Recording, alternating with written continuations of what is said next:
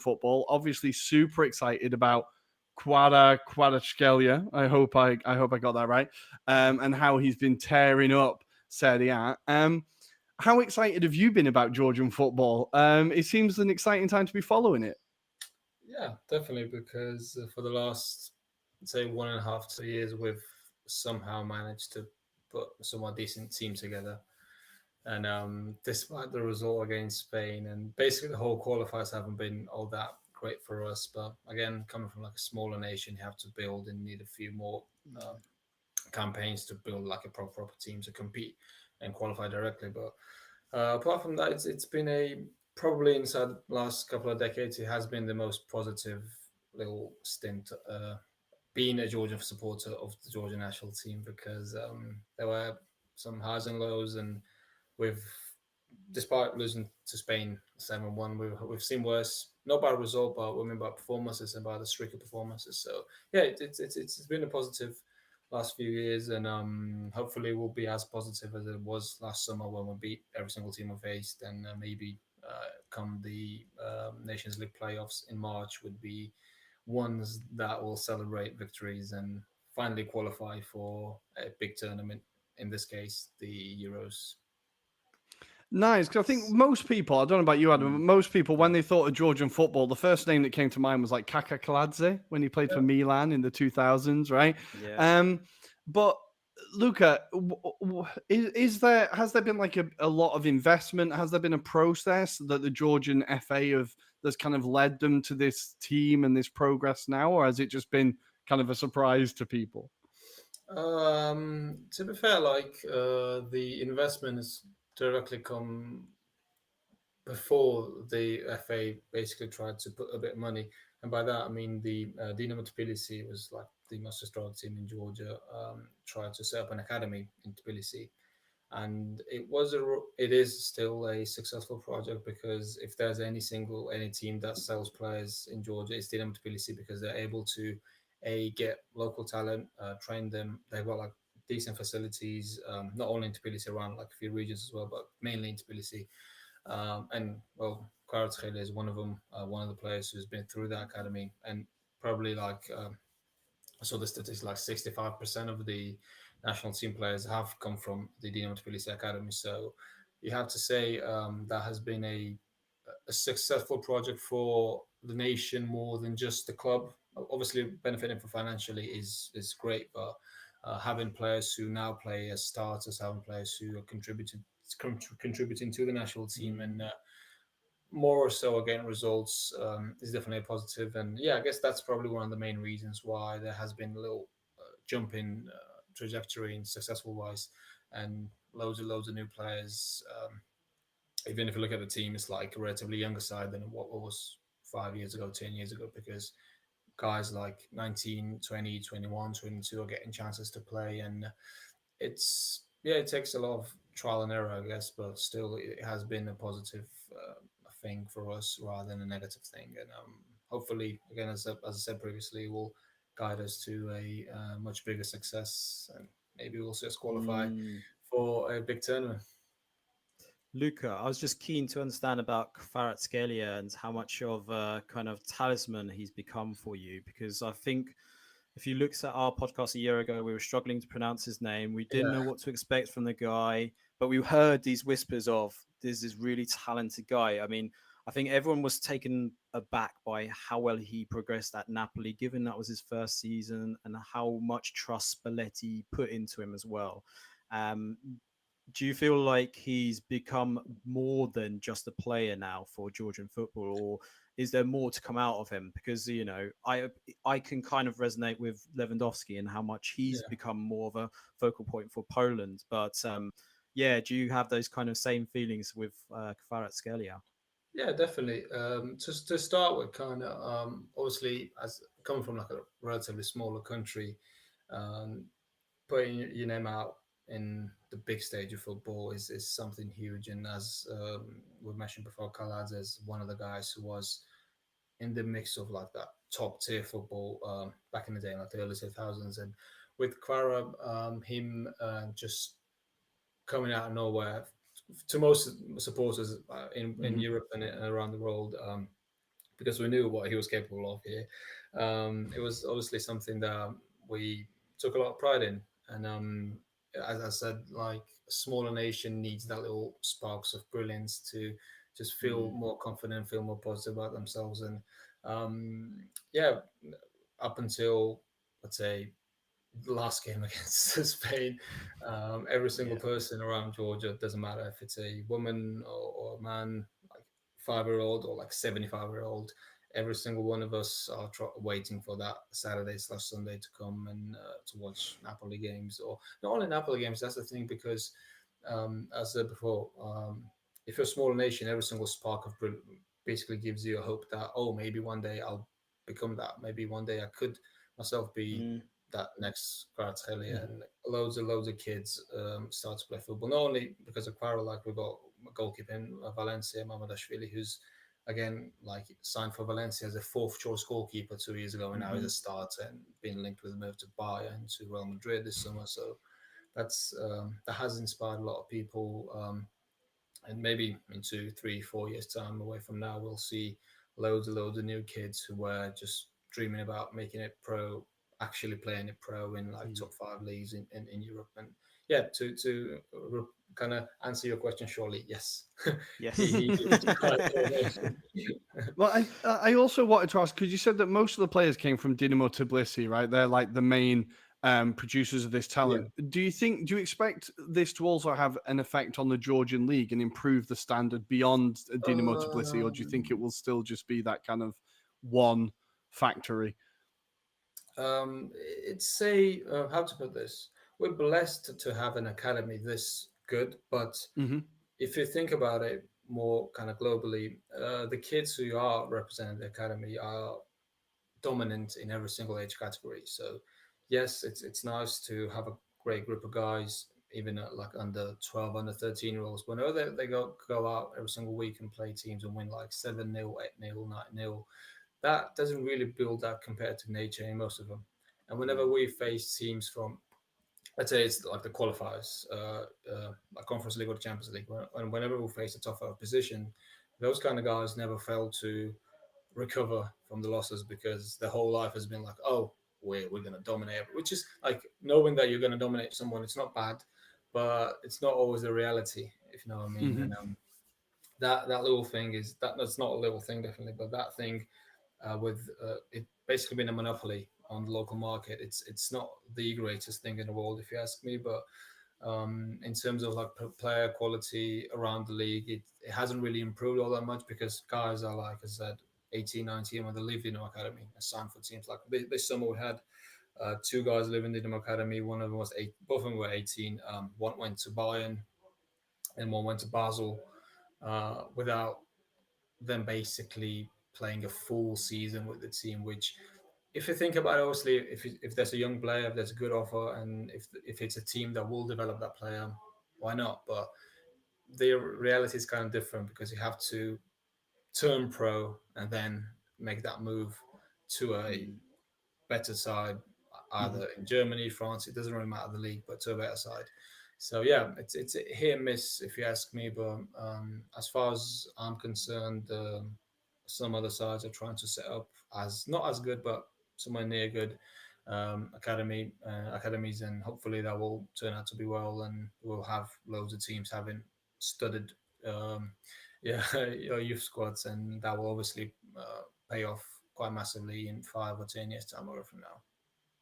Nice. Yeah, I was going to ask, how is Willy Sagnol being perceived at the moment, given how you've been playing? Because Uh, I felt when I had a look at this Spain game, Georgia felt like they were paying too much respect to the Spanish side, although they were technically really good, the Spanish side, and they were doing that tiki-taka style of football around you at times, which is very hard for anyone to, try and beat them. counteract that, right? But yeah, given you had that loss against Scotland as well, Norway haven't been firing just yet, but you get that feeling that they're just warming up right now.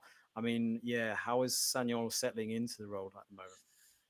Um, how to put this? His start wasn't the greatest. Mm. The first year wasn't the greatest when he came in, because he had obviously need time to adjust, because it's not easy to sign for a team, for a national team, and Yeah, you can't really like, get players. You can't transfer players in, so you have to work with whatever that team has. exactly. And it's not the easiest job in the world. No. And after a somewhat weird change of formation, because we typically used to play this 4-2-3-1, he switched it up to 5-2-3, which was more defensive. But if you look at it, it's like a hybrid formation because you've got more players to attack with and Mm. more players to defend with in certain scenarios. And that worked quite nicely because we had like the longest unbeaten run in our history, which was 11 matches in a row last year. Yeah, that little 1.5 year stint was decent. But again, as I said before, like the qualifiers this year haven't really been all that convincing because Mm. um, you could think like there's always a limit to what you can team can do. That's for sure. But we haven't been the luckiest of sides to have been drawn with group with Spain, Scotland, Norway, and even Cyprus, who were from pot five. But you'd have to say they're probably one of the toughest teams you could have got. You could have gotten from the pot five. Yeah. I don't want to put always on luck, but as a whole, it's this year hasn't really been all that positive, and I do believe that he should finish off the playoffs. It doesn't really matter Mm. what we do against Norway tomorrow or the next games in October and November. He should obviously finish off the playoffs because it doesn't matter if it's I don't know Pep Guardiola coming in next month. Um, he will obviously need time to Yeah. adjust himself to the team and. It wouldn't be the wisest of things to sack him now. But yeah, if and when touch wood we qualify, then it will be the time for us to say goodbye to him, and we'll see Okay. who'll be next one. Yeah. If I Uh, turn that game into a positive just quickly, Mikatatsu, he's a player that I mentioned on our last pod, Mm. Rory. Obviously transferred to Ajax. Yeah. What's kind of the feeling with him? Because obviously seems young, seems like he's spent time in Metz in France as well. Yeah. So seems like he's got the groundings of potentially a good player as well, right? Yeah. That's also one of the good things about recent years. He was born in France. He's born in Lyon. And there were a few guys who are born in Georgia, like diaspora Mm-hmm. Georgians, and it's obviously a positive, I think, because having like from years away from now, obviously we'll have more and more players that have been raised in other countries. We've got like a few guys from Portugal, from France as well, from Germany who were born there and represent Georgian under 17s, under 19s, and being able to work with coaches and in the facilities outside Georgia.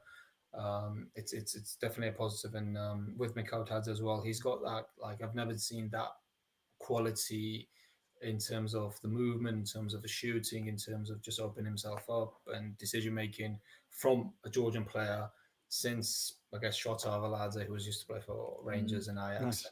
yeah. It's around like a 20-year gap if you think about it. We had like 20 other centre forwards, but we haven't really seen anything much like him.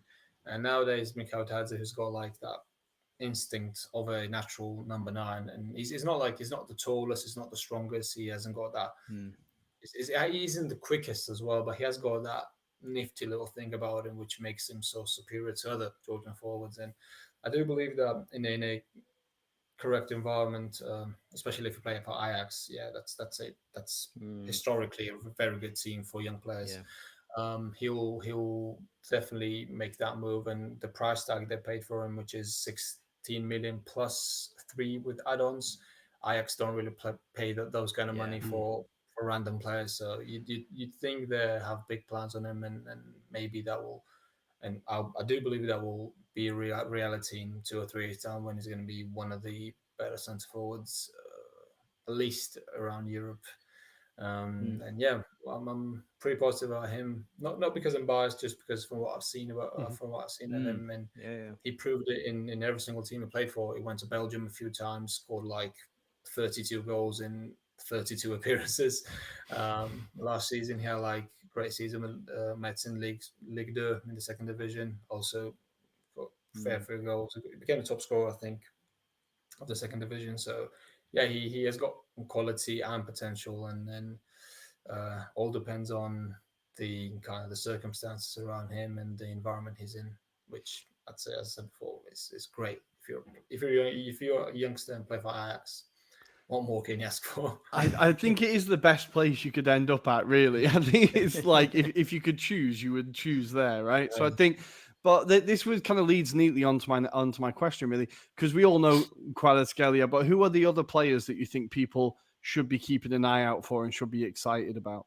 Yeah, well, as you guys cover Italian football, I think Saba Sazonov, the guy who signed for Torino, a week ago, 2 weeks ago, he's definitely one of the players who I do believe that Georgia will build their defense from, because he's got like, as a player, one thing he definitely lacks is ball playing abilities, but apart from that, he's just a no nonsense defender, tall, strong, quite quick for a guy who's, I think he's like 6'2", 6'3", I think. Great tackling, great awareness, and in the under-21 tournament that was held in Georgia and Romania, he showed that he could be a top defender, especially for a side like us. Mamardashvili, a goalkeeper, plays for Valencia. That also speaks for something. I think he'd definitely he's probably a top 5 goalkeeper in Spain now, but I think he should be even better in 2 or 3 years' time. He has got a lot of things to learn, but as with every single young player, he's like 23, so what can you expect? Davitashvili, who's a Bordeaux, he's a rather inconsistent player. He's a right winger, but I think he also could make that next jump. He was linked to move to Udinese last year, but that didn't really pan out, and is now at Bordeaux in France. A few players play for Shakhtar Donetsk. They will be playing the Champions League football this season. Left back Irakli Azarovi and Gocholishvili on the right. So obviously, kind of positive about them. And yeah, one of the guys was a surprise is Fernando, who signed for Frosinone in Serie A. Is a hasn't really played all that much in Georgia as well. No. Which had his reasons, both objective and subjective, I'd say, because the coach he was under was fraud. So Okay. yeah, he was definitely a fraud, but yeah, he has goals, but still kind of raw. I think it's a bit early for him to be in the Serie A now, and if he gets a loan move to somewhat decent Serie B side, he'll probably benefit from it than just staying with Frosinone and being on the bench. Yeah, that's probably one of a few guys. We also got like a few players in Serie B, 2 centre backs, one plays for Cremonese and for Spezia. Also 2 guys with decent potential, and from I'd say that's before, like we're still a young team. We need a few more years to get ourselves together and then build like a unit, which will be that team which will compete for a direct place in the in the group stages from the qualifiers. So yeah, those are probably the main takeaways of one to watch us from Georgia, and maybe in next summer, if we talk again on the pod, there will still be a few more young players who will make a mark for Georgian football. And yeah. Fingers crossed. I did scout I kind of did a bit of like scouting before for the guy who went to Frosinone before the season, and I was a little bit confused as to why they'd bought him, because there weren't many numbers. I couldn't really see much about him, but it's good to hear that he's got the kind of raw ingredients, so maybe he just needs polishing a little bit. Yeah, true, because he's still like 20. He's like kind of tall, quick, technically kind of, but still hasn't got that decision making in him, which is not a surprise coming from a relatively lower quality football like in Georgia. So yeah, as I said, like a loan move. He's on loan at Frosinone now, and he's got like 1 year loan with 3-year buy option or something like that. So if they decide to buy him out from Georgia and he gets some kind of playtime in the Serie B, maybe I think he will be making some I don't know which team, to be fair, because I don't really follow Serie B as much as Serie A, obviously. But if there's a team that will give him at least 60, 70 minutes per game, I think he should be all set for great things. And we'll see. We'll definitely see. Nice. Very good. Well, before I let you go, Luca, I'm just going to put you on the spot a little bit and say, do you still think, will we see Georgia at the Euro 2024? What do you think? Yeah, from the playoffs, though, from the Nations League. Well, the shirt you wear, we could face Kazakhstan in the semi-finals. Oh. You did. You recognise the shirt, nice. Yeah, we could face Kazakhstan in the semi-finals. At home, it will probably be held at the Team Arena because we had the best record in C division, C League. Yeah, I mean, it's probably the easiest way to get there, but we still have teams to be in. Kazakhstan are flying high this season in the qualifiers.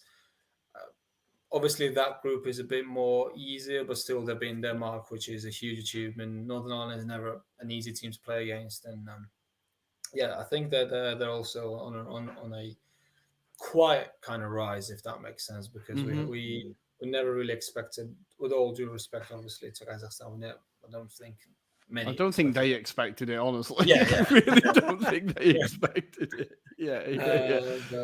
Man, that's probably. I do believe in qualifying, but obviously from the Nations League path, which should be a bit more easy and will be a bit more easier than just facing Scotland, Spain, and Norway. You're probably right. Well, Luca, thank you for joining us. That was fantastic. For our viewers and listeners, if they want to find you, where can they find your work? Where can they follow you? On Twitter at Georgian Footy, or X, but I call it Twitter. I don't believe anyone call it X old school anymore. Twitter. We'll stick with Twitter. Yeah. Twitter at Georgian Footy, and that's probably the only way of people kind of getting around Georgian football. Yeah. Beautiful. Well, when Georgia make it, we will have you back on the show to talk all things Euro 2024. We'll have you back on anyway, but hopefully with you celebrating qualification. Thanks for coming on, mate. That was fantastic. Thank you, guys. Cheers, guy. Cool. What a guy. Absolutely loved it. Beautiful Unbelievable. I feel like we now have a few more players that we can keep an eye out for, which is nice. I didn't want to just talk about Kvaratskhelia, right? Yeah, I did want to just introduce it anyway because I feel like he is kind of a big thing. He's a big deal. Of course. It's understandable, but it's great to hear that there's more than just Kvaratskhelia. I think there's a lot more to come out of Georgian football, that's for sure. And it just feels like it's just a kind of like a hot pot. It's ready to come out and spread out its wings a bit more. So given the goalkeeper is doing quite well at Valencia, well, who knows what we could see in the next 12 to 24 months. I've got good feelings about Georgia. As I always say, when I'm building a team on Football Manager, the first thing I do is get a decent goalkeeper. It's the most important thing, get a decent goalkeeper. Well, guys, we're going to move on with the rest of the show now. I'm going to thank Luca again. That was genuinely fascinating. Really, really great to have him on. And we're going to go and switch to the Anglo-Italian. We're going to live up to our title. And we're going to start off with, should we start with Anglo or Italian, Adam? What do we think? Let's start off with Anglo. Let's start off with the Anglo. I spent a long time defending Gareth Southgate and saying how good a job he'd done. And then he does that to me. To me, makes those substitutions and picks that team. And all of a sudden, I remembered why there are question marks. Now, the first question marks are, I believe, James Maddison being forced out onto the left rather than playing him centrally. Then playing Jordan Henderson in midfield, but putting Jude Bellingham out of position in order to accommodate Jordan Henderson. It feels like Gareth Southgate is trying to pander to the pick on form crowd and trying to stick to what he wants to do and kind of getting caught between two stools because he's kind of, okay, I'll play Bellingham. I have to play Bellingham at all costs. But what I'll actually do is make him play worse so that I can play my favorite. It feels like, what did you make of it? It just seemed so confused. I think that last word is what I was going to say. It was confused. You didn't really understand the personnel and what they were actually doing because for all the possession that they had, they really did struggle to create a lot of opportunities. And, you know, when he took off even Jude Bellingham, I was kind of like, what are you doing? Like, that is the wrong decision to do. It's not like Jude Bellingham was needed in the next match against Scotland. So that would have been an opportunity to experiment if he wanted to. I felt like Jordan Henderson slowed down the game. Hello? I believe Adam has disappeared. Hopefully he will be back soon. I'm here to hold the fort while he hopefully rejoins us. What am I going to talk about? he was talking about Jordan Henderson slowing down the game. I think, look, we talked previously in our last podcast about what we thought about Jordan Henderson being selected, and I want to kind of remove that from the analysis here and actually talk about just his performance as a player on the pitch. And I feel like it kind of confirmed and showed us, oh, is Adam back? It showed us why Liverpool had got rid of him. Sorry, Adam, I was just picking up where you left off, saying Jordan Henderson slowed down the game. I think that confirmed to us why Liverpool got rid of him, right? Yeah, I felt so. It was really just a strange kind of pattern of game. He didn't seem to really understand where his placement was within that squad as well. Like on Saturday, normally he knows defensive duty. This time round, he seems really complex and didn't know what he was supposed to do when he received the ball at times. And I think if I was Harry Kane, I was really frustrated as well. There's times where I could see he was asking for the wingers to be on the sides, and he was having to do a lot more creative work, which I think he's almost got accustomed to the way maybe Bayern Munich work. That's what it seemed like. He was used to not having the ball so much, and he was relying on getting the service to him. So yeah, there was a lot of question marks, and then you're thinking, well, what did Gareth Southgate do in terms of intel about this Ukrainian side? What did he think Sergei Rebrov was going to set out against them? And we know there's going to be the emotional side of it for Ukraine. Obviously, they've got quite a lot of Ukrainians in Wroclaw for this game. Mm-hmm. They made an atmosphere, fair play to them. But this is the thing, when Ukraine did kind of get to the final third, they kind of relied on the likes of Mudryk to take the ball on. Other than that, they were lost with ideas.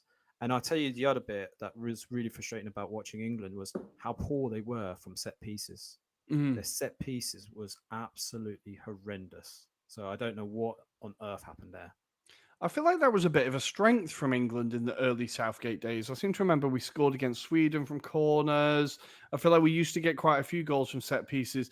I feel like there was a lot just very disappointing about the performance. It's strange because with qualification, England usually do breeze through it, and we are still breezing through it. It's just one kind of disappointing result, I suppose. But it was a result that was symptomatic of problems that we've talked about with Southgate before, right? Like you said, the team selection, odd substitutions, strange systems.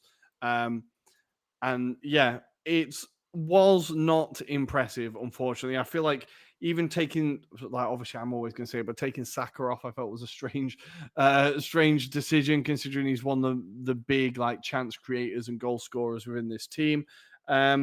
But for Ukraine, we do need to say they are showing a real level of quality, defensive solidity. I think we do have to give them credit as well. This wasn't just England being slightly inept. It was Ukraine defending incredibly well, making it very difficult for England.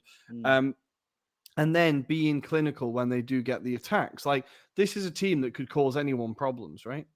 Yeah, definitely. I felt when they had the ball, they seemed the more likely to do a lot more damage with it. And certainly you saw that through the goal itself. I mean, they seemed in that opening 20 minutes anyway, the more likely to score. It did seem like that. Despite the possession that England did have, I felt like Ukrainians did seem like they saw the opportunity. They knew there was a weakness. And I think potentially, if you look at how Maguire played against them, that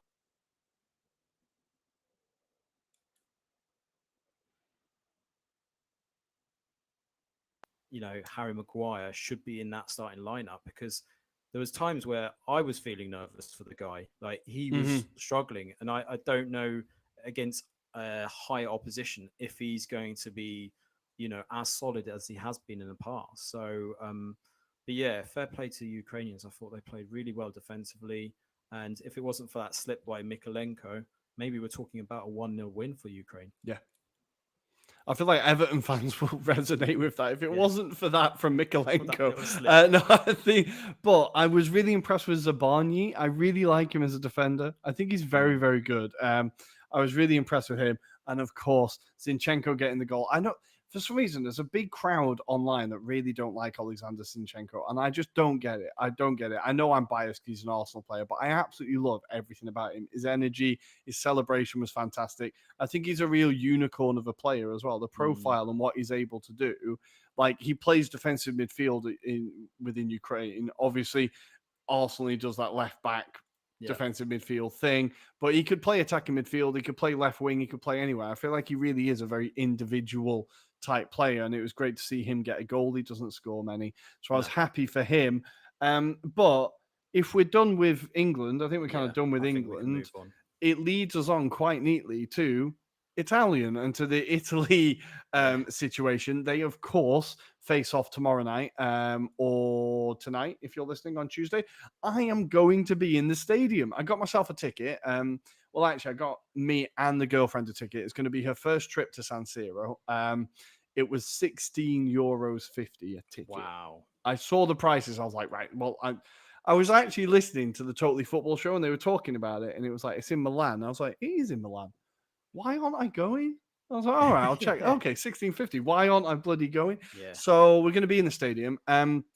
Before we talk about that game, we need to talk about the previous game where I actually kind of got it right. I think I said the only way Italy don't win this is in their own heads. And lo and behold, they got in their own heads and they didn't win the game. Adam, what did you make of this performance in general before we kind of talk about individual players? So I think, you seem to have saw a lot more of the game than I did, so I'll give you credit. But I think when I looked at the highlights, I didn't know if I was watching a kind of shortened highlights clip because I was trying to find extended clips and I couldn't see much of an Italian performance. They struggled like hell against a Northern Macedonian side who probably weren't that amazing, but they did kind of offer a bit more of an attacking nous about them. And I think that's a worrying sign. Obviously, there was a lot of players that were on their off game. I think, there was only Barella that came out of this with any kind of shouts of being, he deserved his kind of pay on the day, should we say. But Donnarumma, again, kind of being beaten very easily. Defensively, a bit shoddy, it's fair to say. But even attacking wise, I think there's so many question marks. Obviously, there's the national debate, which is Ciro Immobile still a striker for the Italian national squad? And then the options that Spalletti had brought on and whether he also chose, for example, the likes of Politano, Zaccagni going very AWOL, should we say. I mean, what was your kind of takes on the evening? It was just a classic, absolutely classic Italy. Struggle to score a goal. They score a goal and then do sod all after that. And it was just so obvious. From the second Immobile scored, I was like, right, Italy are just going to try and shut the door now. And they're going to concede in the last 10 minutes. Yeah. And that's exactly what happened. And it was just so blatantly obvious. I feel like, thankfully, Spalletti isn't getting too much stick here because people know he's had 4 days with the team and the problems run much deeper than him. I think the team was too slow. We have to say off the bat as well, the pitch did not help. Like, I know it's like you can't make excuses, but here's an excuse. That pitch was an absolute disgrace. Like, I think I tweeted halfway through the game, Barella managing to make this pitch look like a carpet is a miracle. Like, because every time they tried to pass the ball, it would bobble, it would slow down. It was just obviously not there for Italy's game, right? Which is what Macedonia were doing. That's fine. That's part of playing international football away. They make it difficult for you, right? But the pitch was a disgrace. But what Italy should have done is adapt to that. And they should have learned from that and got around it. They didn't. They were still trying to play intricate passes. It was too slow. All of it was just too slow. No one seemed to want to pass forwards. And it seemed like they always got to like the beginning of the final third and then just passed it back and then passed it back. And it's kind of like when it's like the Arch of Doom was what Arsenal fans called it when Arteta first came in, where you just pass it from wing back to wing back, basically. So it's like that Simpsons clip, basically, where they hit it to each other, right? Exactly, with the Mexican guy. Passes it back. Yeah, it was pretty brutal watching. And I think it was just so frustrating. And then I think players like, as you said, Zaccagni, Politano just weren't able to They weren't able to Do affect the anything. game at all. No. The substitutions, I feel like, were made slightly too late. They were odd substitutions. I think Raspadori could have had much more time on the pitch. Gnonto, when he came on, I thought looked pretty lively, actually ran at defenders. He needs to improve his final product, Gnonto. And it's what we've always said. Yeah. Super exciting player, just needs that final product, that decision making of like, is it a cross? Is it a shot? Which one do you want? Who are you aiming for rather than just going that general direction? So I think he was quite promising, but just needs a little bit of polishing. The player that came on who I was impressed with, though, was Scalvini. He came on, obviously, because Mancini was injured, has now gone home, as far as I'm aware. He's left the Italy camp. And I thought Scalvini came in and did really, really well. He was one of the few players to have a shot. There was a few moments when Macedonia were attacking where he made key tackles, was following his man. I think he's super exciting defender, Scalvini, but I thought he really handled it very well. But we need to talk about Donnarumma. Now, I was, again, talking to my girlfriend about the fact that you can go back like 60 years in Italy's history and you can do 4 goalkeepers, right? It's like Buffon, Peruzzi, and then Zoff, basically, right? And it's like all of the goalkeepers, right? And it kind of feels like everybody thought Donnarumma was the next one, right? Or Donnarumma will be the goalkeeper for 20 years. Job done. We don't need to look for another goalkeeper now. And I feel like with him being at fault in the last game against Macedonia as well, there are questions to be asked, and they are being asked. I think the move to PSG for him was a bad move anyway. I think he should have stayed at Milan, although Milan fans are delighted he's left now because they got Maignan. But I think he should have stayed at Milan. I think he should have gone to a more competitive league where he's going to be tested a bit more, somewhere where there's a definite philosophy that's going to be built for years. Because it feels like I remember him being a lot better with his feet than he is now. Yes. It feels like he's kind of lost that a little bit. And he's lost a bit of concentration. That free kick was a great free kick, but it looks like it goes through his hands. Yes. And really, with Italy, as is always the case, they've always got great goalkeepers. And thankfully, they've got someone on the bench. They've got, 2 players on the bench, Provedel and Vicario, who are both kind of waiting to take his place. Do you think the Spalletti will be brave enough and be like, no, you know what, Vicario gets the shout? Because we've seen him fantastic at Empoli, fantastic at Spurs. Or do you think it will be Provedel, who's been incredible for Lazio for the past 2 seasons? Or if I'm not mistaken, is Merit still part of the squad? Merit is in there, I think. So again, from a Napoli point of view, he knows what he's getting with Merit as well. True. So yeah, I've got a funny feeling he will stick with Donnarumma just because otherwise you drop him, confidence drops. Yeah. But there has to be some changes. The other one that I was going to call out, Rory, before you mentioned Donnarumma was Cristante, and whether he actually has a role within this team, because I get he's a defensive midfielder and he's probably one of the very few that Italy actually have, because Toenails, or Tonali as are being called now, didn't really do too much in this particular match. Fratesi, I thought, might have stood a shout to maybe come on, but again, he didn't. A bit more energy in the midfield, maybe, if Fratesi someone comes you on. just need someone a bit more livelier than Cristante, and Cristante came in for some abuse. But on the goalkeeping front, if it was me, I would probably drop him and go for Vicario personally. Yeah. Because I just think on form, and he feels like he's a bit more comfortable. If there is something called upon, then you feel a bit more like safe with him. But then Donnarumma, he kind of, again, it's one of those difficult decisions. I think there's a lot of question marks across the team in the first 11. I mean, I would change that defensive lineup for straight away. You know, I wouldn't have, for example, Biraghi in that squad. I would have who we spoke about, which was a Dodgy. Dodgy should be in that squad. And he would have been at least an attacking outlet for the Italian squad. So, but yeah, Spalletti, I think, has got to ring the changes ahead of the game against Ukraine. Otherwise, yeah, I mean, there's going to be another tournament potentially without Italy in it. Yeah, I think it's going to be a nervous night tomorrow night. It's going to be a very, very nervous night. And I think the last time, sorry, Italy fans, but the last time I watched Italy was the Sweden game, which was Buffon's final game for Italy, where they drew 0-0 and didn't go to the World Cup. So hopefully I bring him a bit better luck this time, but I expect it to be very, very nervous. And I think Ukraine are going to attack a hell of a lot more than Macedonia did. Like Ukraine are going to absolutely go for it, I think. Or absolutely go for it. They'll go for it like they did against England. I just think they're more threatening on the break than Macedonia are. So I think they're going to cause Italy more problems. With Cristante, I'm going to fight his corner a little bit because I do like him as a player. I think he was the player most affected by the pitch, if I'm being very generous. But he is very slow. And when in an already slow team, he looks extra slow, if you know what I mean. I think the midfield just needed that bit more energy. The whole thing needed more energy, to be honest.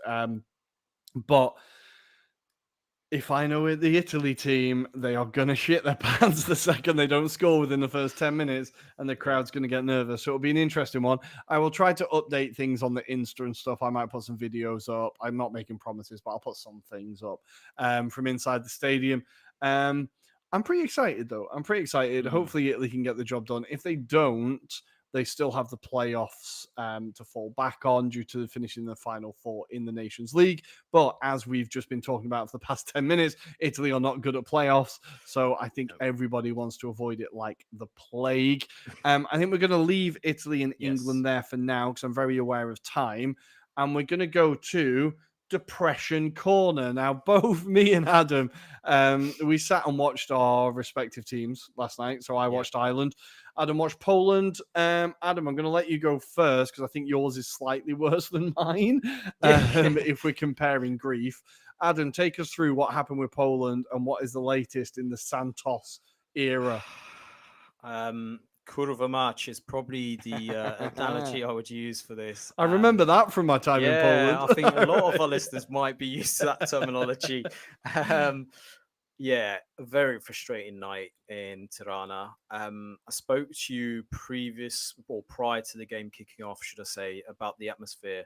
And the Albanian fans made sure everyone could hear them to the point of 2 minutes into the match, they threw flares behind Szczesny's goal. It had to be delayed, as you would anticipate. Classic. And you had the captain from Albania pleading with the fans not to throw any missiles onto the pitch. They did that repeatedly at the Poland players when they were taking corners. So I'm expecting some sort of sanctions at some point. But regardless of that, Poland didn't start off necessarily badly.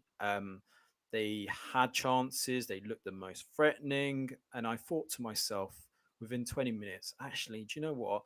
I think we can sneak away with a result here. And it was on the 40th minute, Kivor latches on to a free kick in the box, scores.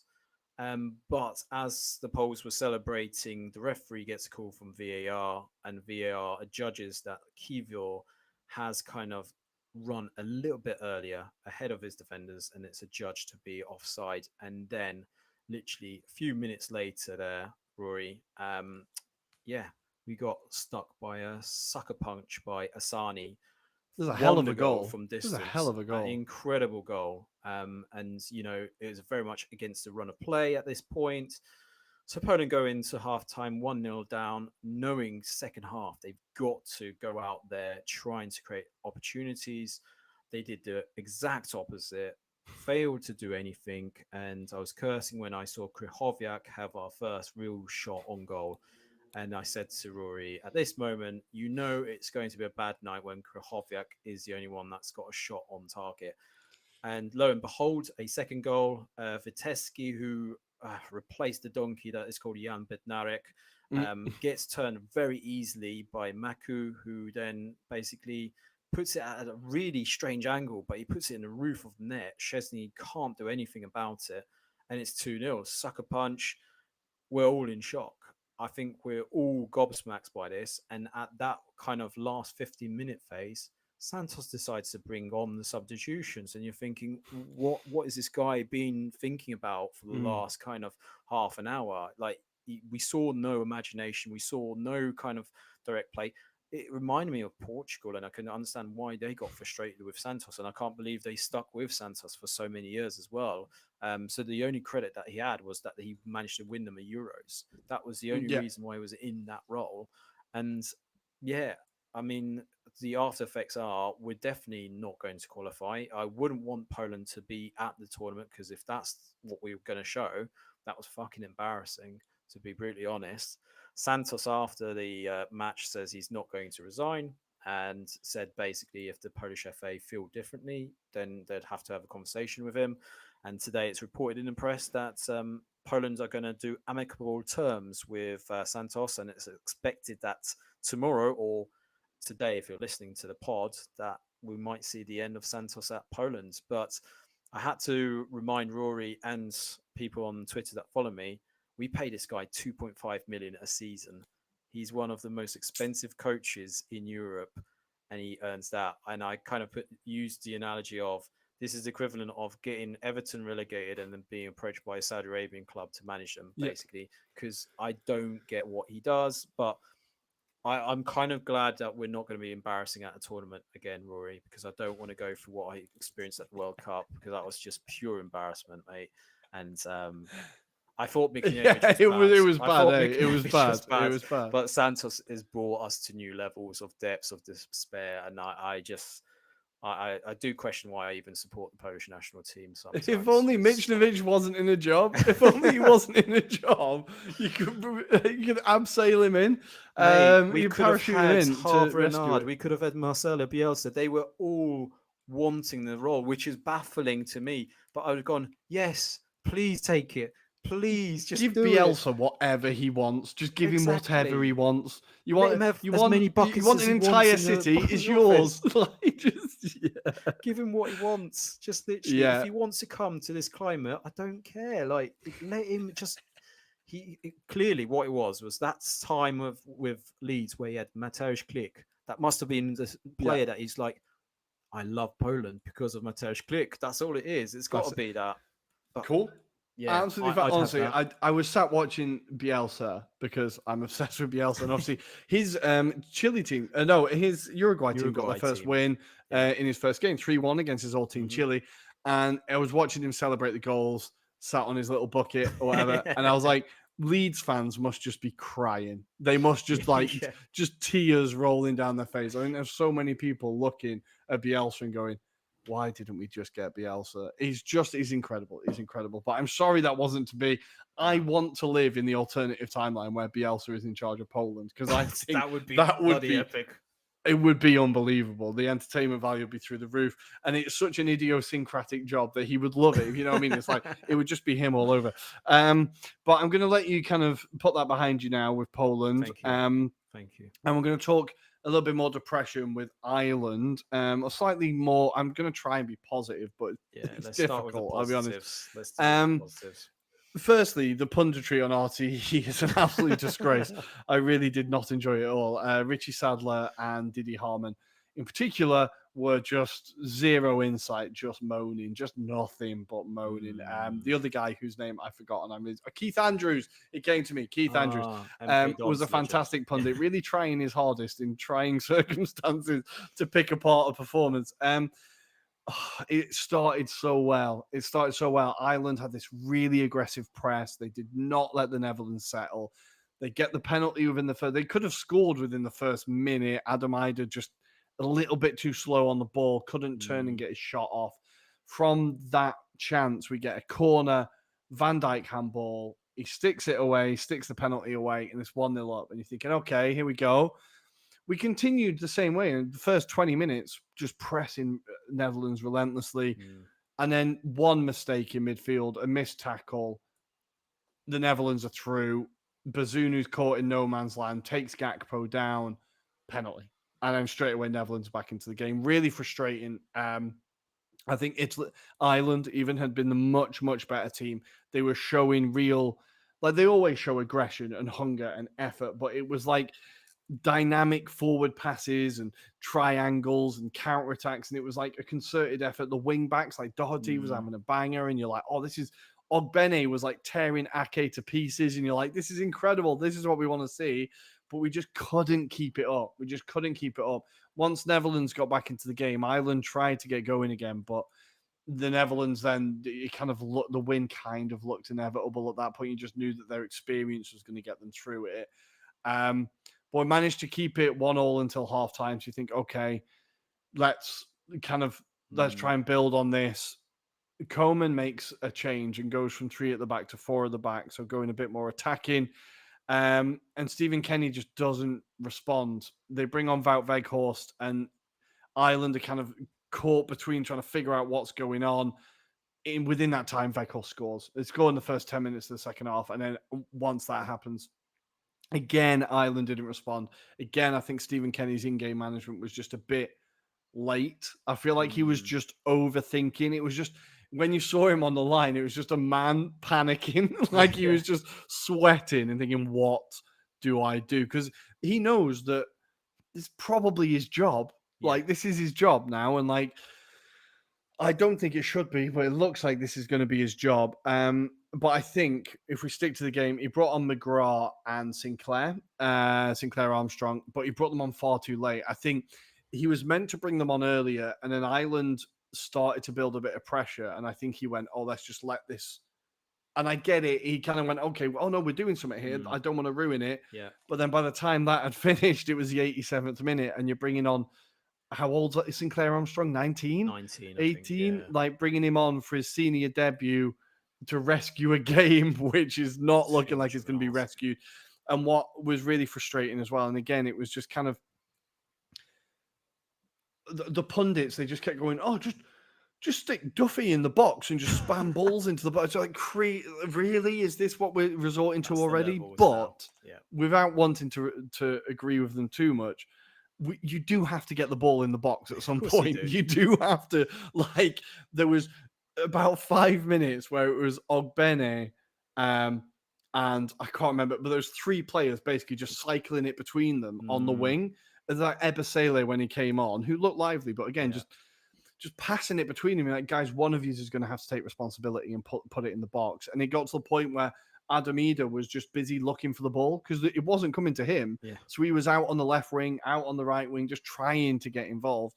And it just seemed like a team panicking as well and just not having that clear idea and not having that someone to take responsibility and be like, right, here we go. But without dwelling on the negatives too much, a lot of players did impress me. Ogbene, I absolutely love.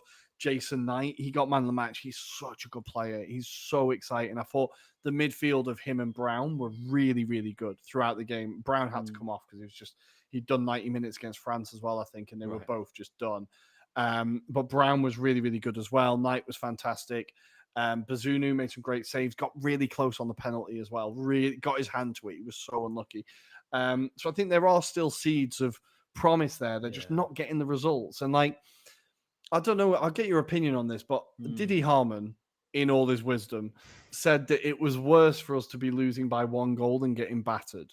Now, I think it's positive that we only lose 2-1 to Netherlands because you're in the game. Like, the Netherlands went home and they knew they were in a game last night, and they knew that they got lucky last night. Like, a draw would have been more than a fair result. Like, how do you feel about?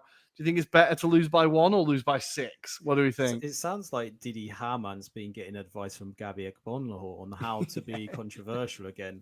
Like, I don't get that analogy. I don't get, like, yes, lose 5-1 or 5-0 if you feel you're going to get more learning curves from it. But actually, this sounded like when you were first like messaging me on like WhatsApp yesterday, it sounded like it was quite promising for the Irish, like at the very beginning of the match. And it was something I was going to ask you, and I think we should bring it up, is that gamesmanship. It was that gamesmanship and experience, which I feel like Holland or Netherlands really like drew upon. And we were just messaging about the fact that Wout Weghorst wasn't on the pitch and how he'd be useful. Lo and behold, he comes on and obviously scores. But I back to the point, Didi Hamann, no idea what he means by that. I mean, I don't know what he meant by anything, honestly. Would have wanted him to have lost 5-0 rather than just by the 1 goal. I mean, at which point they definitely wouldn't have been criticizing Stephen Kenny if Ireland had lost 5-0, right? They definitely would have gone, well, that's a learning curve. If I mean, it's just such absolute tripe. He also judged Stephen Kenny for Ireland not being Saudi Arabia and Ireland not beating Argentina like Saudi Arabia did. It was such weird analysis, honestly. It was a bit mind-boggling. I was confused as to why he was in the studio, to be honest. He kept saying we for Ireland. He's not Irish, is he? I'm going to have to double check. But he kept saying like we they were for on mushrooms or something like that before they went live. Right? Really odd. Honestly, it was really odd. But yeah, Stephen Kenny, I really hope they stick with him, because I saw the list of managers that are now linked to the job, and it is the most uninspiring list of managers I've ever seen. Roy Keane, Mick McCarthy is on there. I think Frank Steve Staunton. Lampard was on there. And imagine Ireland. I mean, the country of Ireland. If a Tory like Frank Lampard was appointed in charge of Ireland, I think it would be a united Ireland sooner than thought. But yeah, some of the names were so depressing. So I really hope Stephen Kenny at least gets to the end of this qualification window. The issue he made for himself, and we were talking about it offline, was that this is the qualification period where he said when he got the job, this is the one that we're looking for. This is the one that we're targeting. And it just hasn't gone well. I think, like we said last episode, the Greece game was just massive. It's a last minute winner, and it just changes everything. Because Ireland could finish this qualification period with 2 wins against Gibraltar. Like, it's just simply not good enough. So I think, yeah, questions to be asked. Hopefully they stick with him, because I think Stephen Kenny's trying to do the right thing. He's trying to do the right thing. We're trying to play football. There's a really exciting group of young players from Ireland at the minute, and I want them to be taught how to play football. I don't want them to have to play kick and rush. And there was a great tweet. I can't remember who it's by now, but it's a guy who said he's been following Ireland home and away for 50 years. And he said, Stephen Kenny, this is the best football he's seen Ireland play, and sacking him does not solve the problem. The problem is the FAI. The problem is the association. So sacking him achieves nothing. So I think, look, none of this will be listened to, and he will be fired. But I really like Stephen Kenny, basically. But we're going to leave Ireland there. Hopefully there's a positive international break in October. Hopefully we can get a win against Greece in Dublin, just to kind of brighten things up a little bit, but I'm not holding my breath. And we're going to go to the last story, I think. The last story? Yeah. I think so, yeah.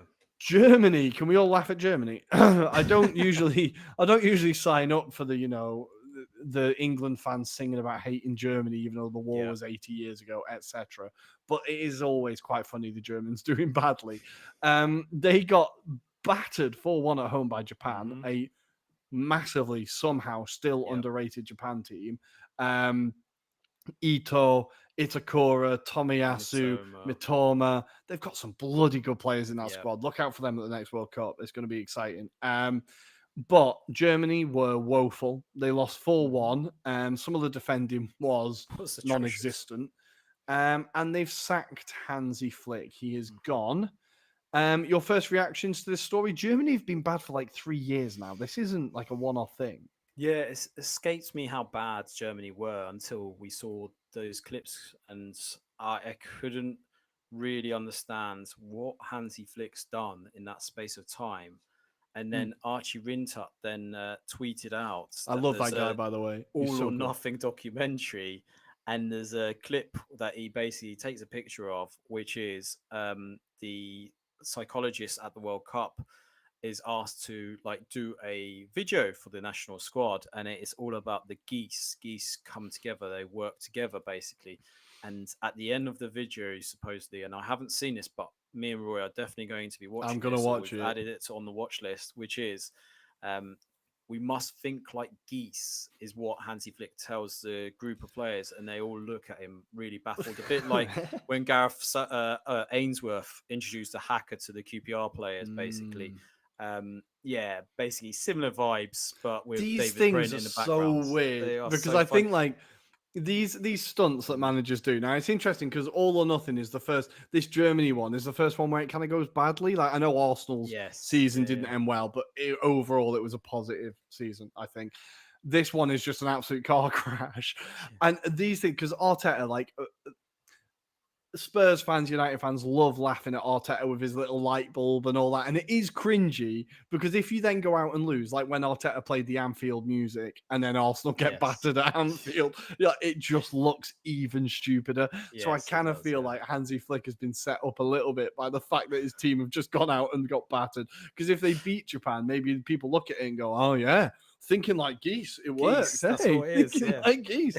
That's what we should have been doing the whole time. So I think there's a little bit of that, but yeah, it does look hilarious. The team is just really average. It's just really average. I was Yeah. looking at the 11 and I was like There's not Gnabry much to them. was world class Yeah. for a bit, but hasn't been for a while.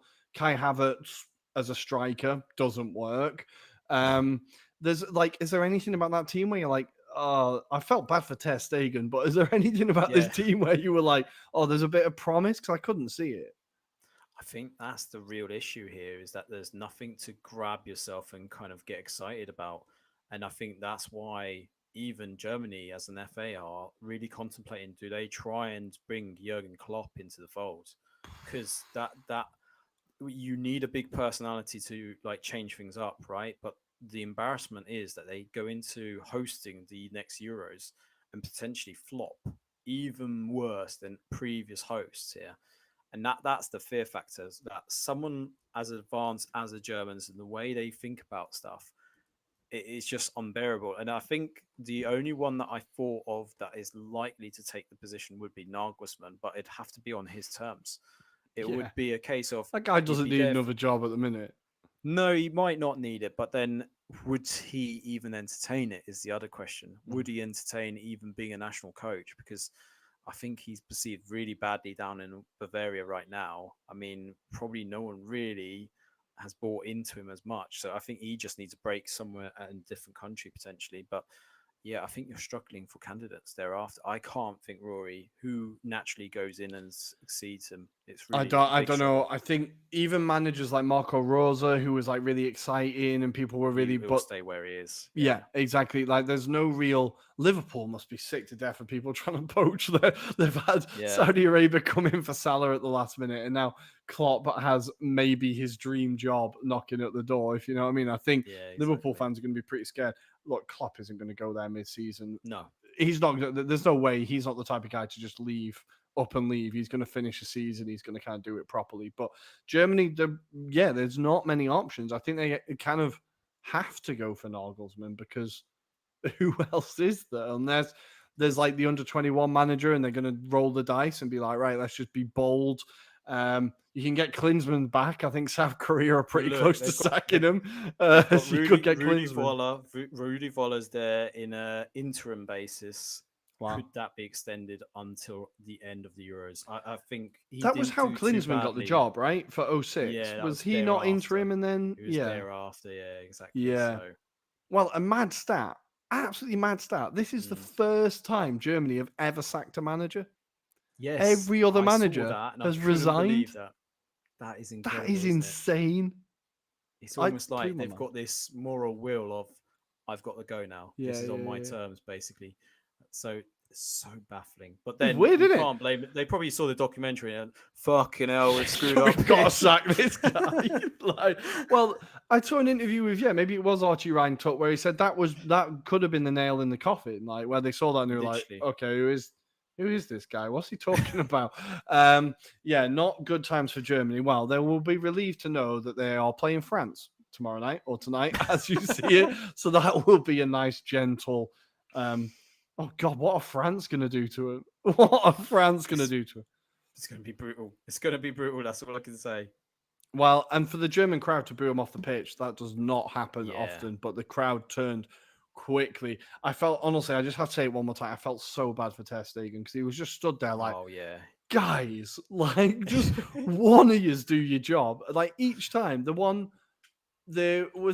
the second goal where it was like the classic like FIFA shithouse goal where you run to the keeper, then knock it to the other guy, and he's just stood there like, is anybody going to give me a hand? Gonna bother? Like, no tracking back. No. Yeah, ridiculous, absolutely ridiculous. But I did quite enjoy seeing Germany lose, and Japan. What a team! Super exciting team.